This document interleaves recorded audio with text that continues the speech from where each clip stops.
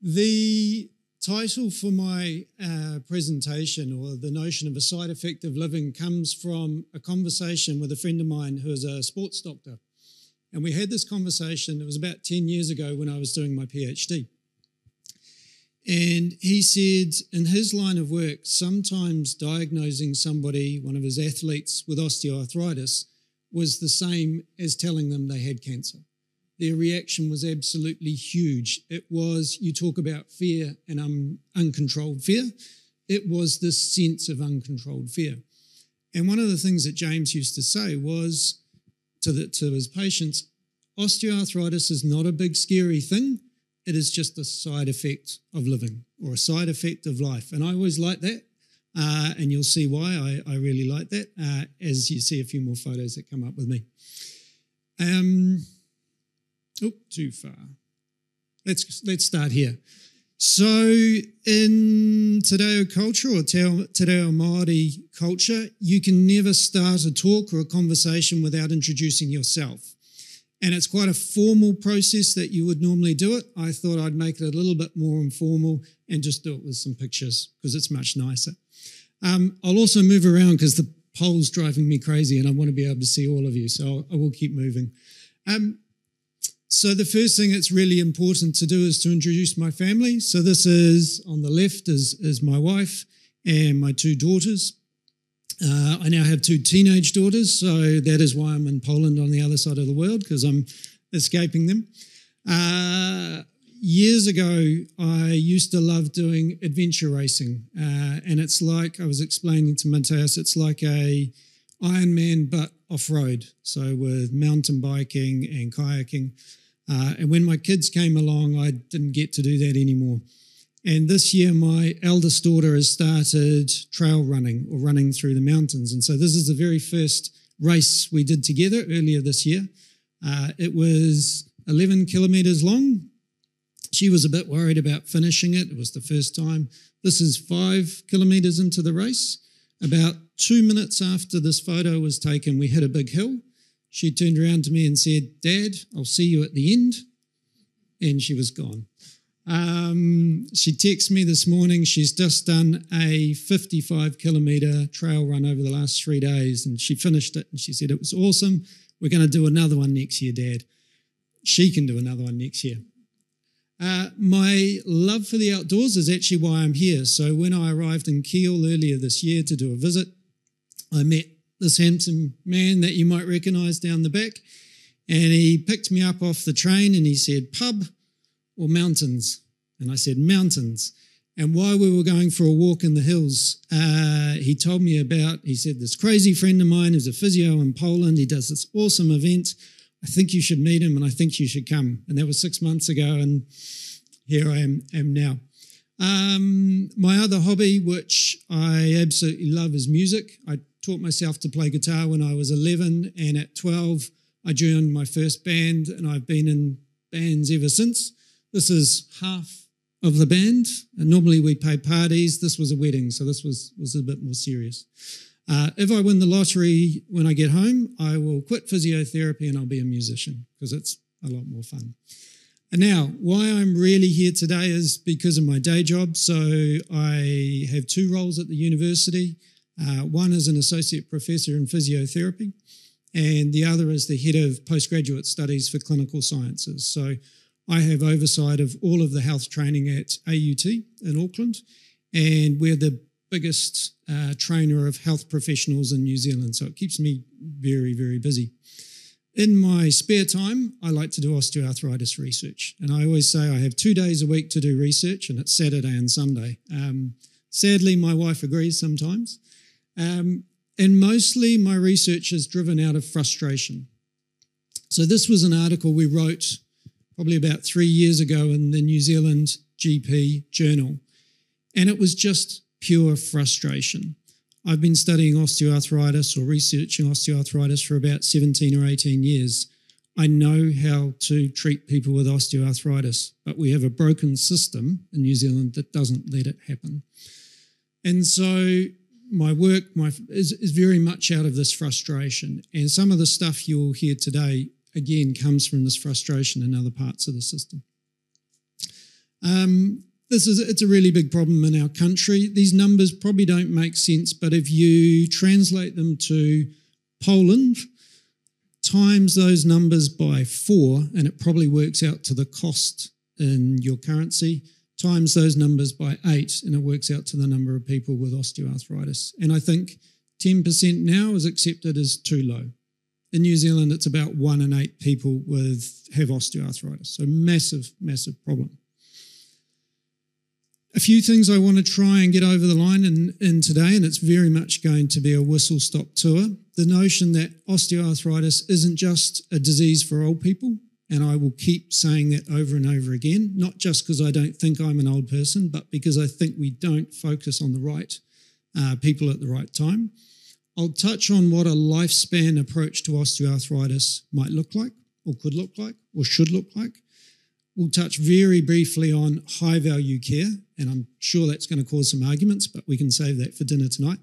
And I'll talk a little bit about post-traumatic OA, and particularly our work around people who have experienced ACL injuries.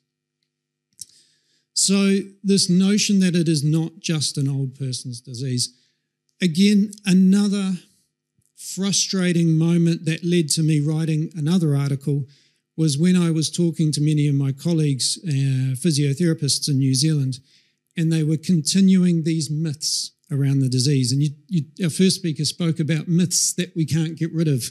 And these are all myths that sit around osteoarthritis that we really struggle to get rid of. And one of my most frustrating ones is that it is an old person's disease.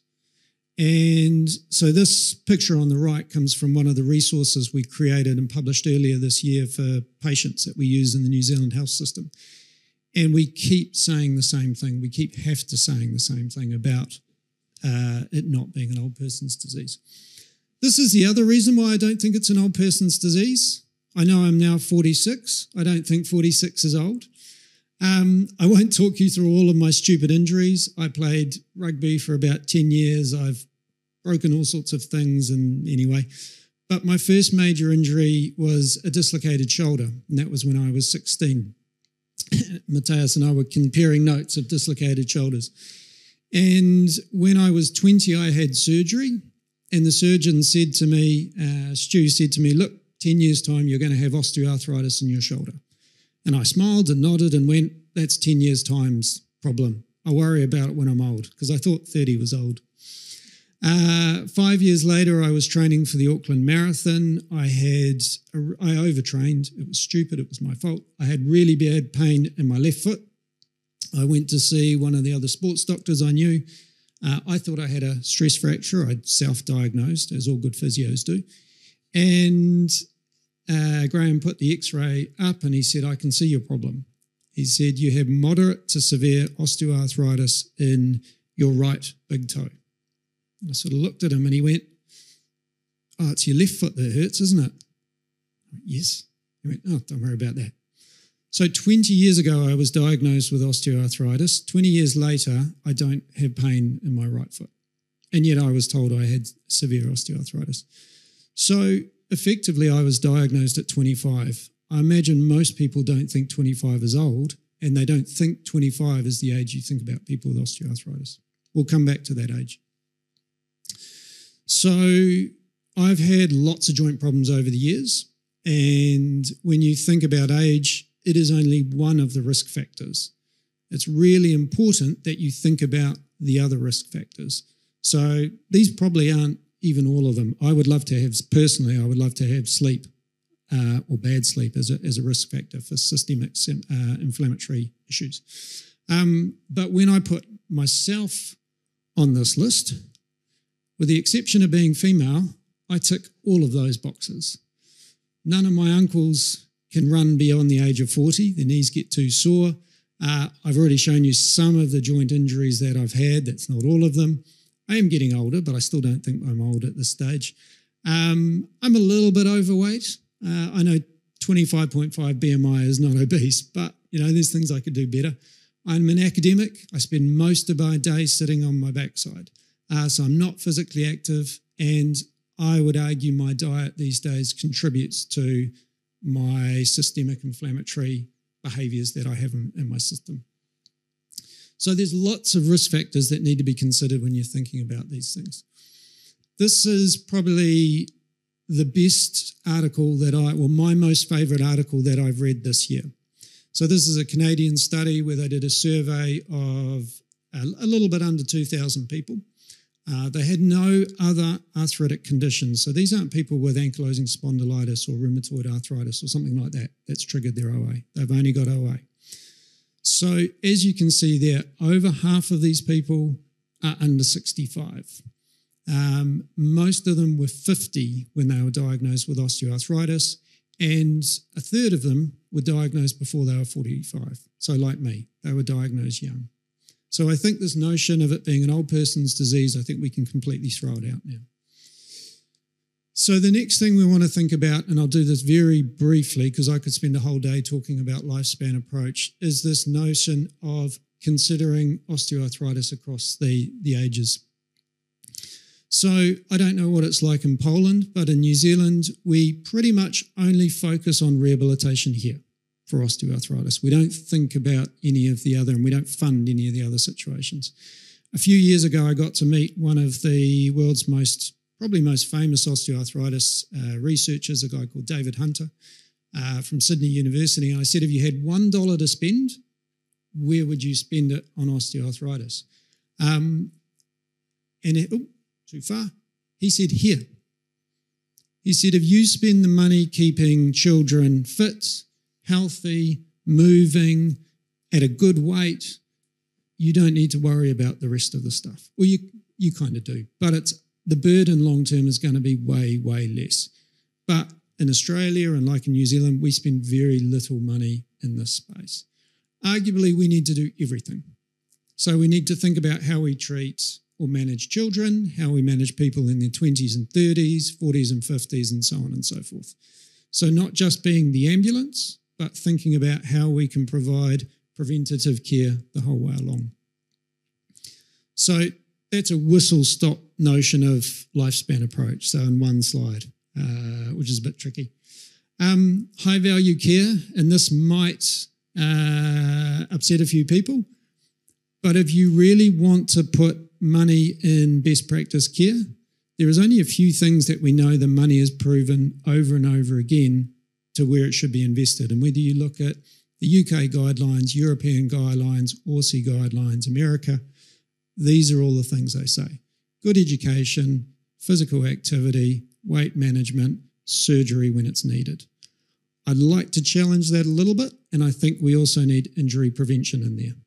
So I think that's the other thing. Everything else, it's probably nice to have. I'm not saying it doesn't work, but this is where if you only had a limited amount of money to spend, you should be spending it. The other problem we have in New Zealand, and I'm sure it's the same everywhere in the world, we are running out of orthopaedic surgeons. So if Poland wants to give us some orthopaedic surgeons, we'll take them. So we don't have enough space, we don't have enough money, we don't have enough surgeons to continue doing the operations that we've been doing over the last 15 or 20 years. So we need to reconsider how that's going. And it's not that surgery is bad, I don't say that at all. It's just that we have limited capacity. So we need to look at other options. So that was also a whistle-stop tour of best evidence care for osteoarthritis. So what are we doing in New Zealand? And why am I now focusing on post-traumatic OA? So I'm bringing Isabel back here so you've got a visual representation of, so she turns 15 in 2 weeks. So if she ruptures her ACL next year playing netball, by the time she'll miss 12 months of sport, there'll be 12 months less physical activity, 12 months less engagement with her friends, she'll lose some of her social connection. In 10 years' time, by the time she is 25, she will probably have radiological OA changes. And by probably, I say, Steph can probably give you the stats way better than I can, but probably a 75% chance that she'll have OA changes on an X-ray or MRI by the time she's 25. She will probably have clinical symptoms at 30 or in her 30s. She'll probably have clinical symptoms plus functional limitations in her 40s. And based on some of the people we've been interviewing over the last couple of years, she may even need a knee joint replacement in her 50s. So one of the people I interviewed was 48 when he was having a knee joint replacement, and he ruptured his ACL playing rugby when he was 18. So obviously I don't want this journey for my daughter. Oh, I don't want it for lots of people in New Zealand. I definitely don't want it for my daughter. I get nervous now watching her play netball because I think of this, which is probably bad as a parent, but we probably all do it. So a few years ago, I went out and thought, well, what can we do to stop our 35 and 40-year-old people turning into, 40 and 50-year-old people needing knee joint replacements? And I started talking with a colleague in Canada, Jackie Whittaker, is an amazing physiotherapist, and they were piloting a program over there. And a few years ago, I tried to steal the OA guidebook from Keele University and bring it to New Zealand. And I thought it would be easy. It was a 12-month project that ended up taking 3.5 years because you can't take something from one country and put it in another. You have to make it work for your country. So while I loved what Jackie was doing over in Canada, we realised we needed to understand the New Zealand context to bring it over. So this is a lot of studies in a very short period of time, and I'm only going to focus mostly on the first one. But just to talk you through where we've gone with it, we started by talking to people who'd had the injury and seeing what the experience was for them. And there were some really positive stories. There were some really, really sad stories. We'll touch on some of those. We went and spoke to stakeholders. So we spoke to parents, we spoke to teachers, we spoke to clinicians, funders. We then went and did a survey of a whole lot of athletes based down in the Wellington region to see what they thought was going on. And the thing that we just finished 2 weeks ago, Steph, 3 weeks ago, somewhere, jet lag, I'll blame jet lag, was running co-design workshops. We ran 4 around the country and 1 online to try and get an idea of what solution would work in New Zealand. But I'll bring you back to this first study because for me, that's the most interesting thing. So I won't talk to this too much. We went out and spoke to a whole lot of people and asked them their opinion of their experience of OA. And there were 3 themes that stood out over and over again. One was this notion of nobody ever told me. So most people believed they'd have surgery and their knee would be fixed. Now, anyone who has had orthopedic surgery knows you're better, but it's not normal again. And so there was this sense of shock that they'd never been told what to expect. The next theme was this notion of the post-rehabilitation void. So they'd have their injury, they'd have the surgery, they'd get care for about 6 to 12 months, and then nothing. And this fellow was a fellow he was in his 30s, he'd lost his job because he used to work in a prison, so he's lost his job because of his injury, and he was begging his GP to send him to the hospital for a knee joint replacement, and he was 36. So it was quite scary. There was nothing we could offer him at that stage. The other thing that really impacted us when we were doing the interviews, and there was a couple where I finished the interview and I had to sort of go away and make myself a cup of coffee and just clear my head because it was quite upsetting, was the psychological impact for these people.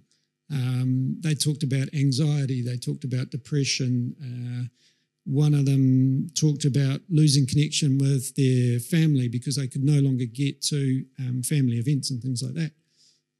This is just an ACL injury, but the impact was absolutely huge. So we didn't really expect that. And when I presented this to physios in New Zealand earlier this year, a lot of them came to me after and said, we don't know what to do with these people.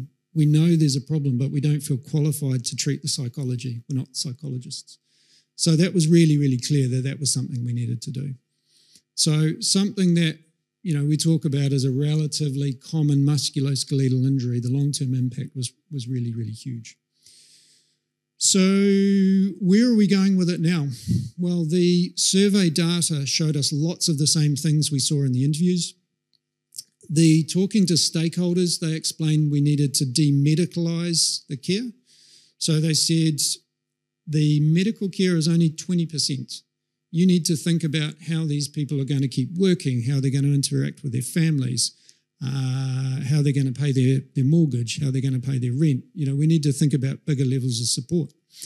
And so the things that came out of the workshops, and we only just finished the workshop, so this is just my ideas. Don't tell the rest of the team, Steph, at this stage. But my sense is that we need to do a lot better at developing social and mental supports for these people. We actually need to work with coaches and teachers, because these are the people who usually work with the young people and keep them connected to their teams, or they can keep them connected to their teams and socially connected if they do a good job.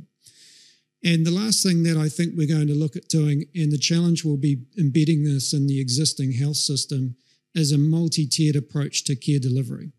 So the beauty we now have, as much as I love and hate AI and technology, I can now train chatbots to provide interactive feedback to patients or to a person if they're starting to get problems with their knee and they just want a bit more information.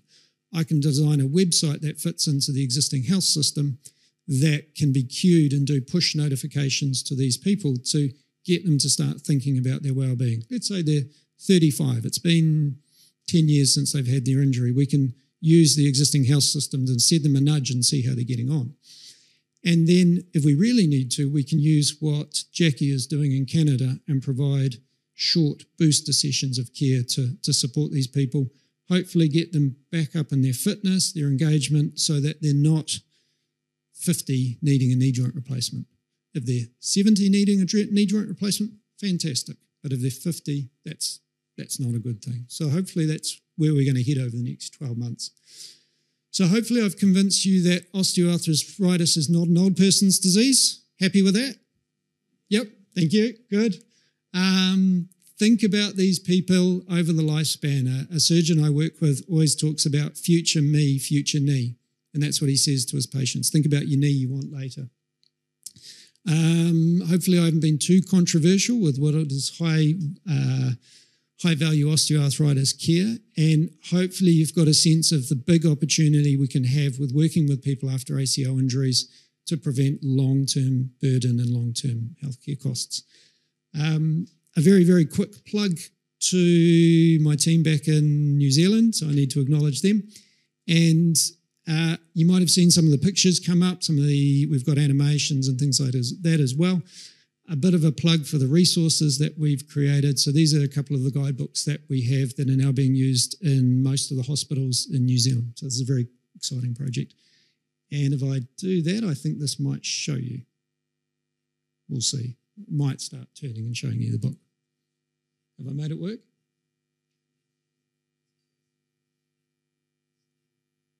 There we go. Yeah.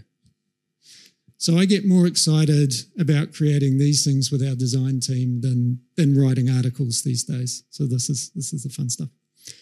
Thank you.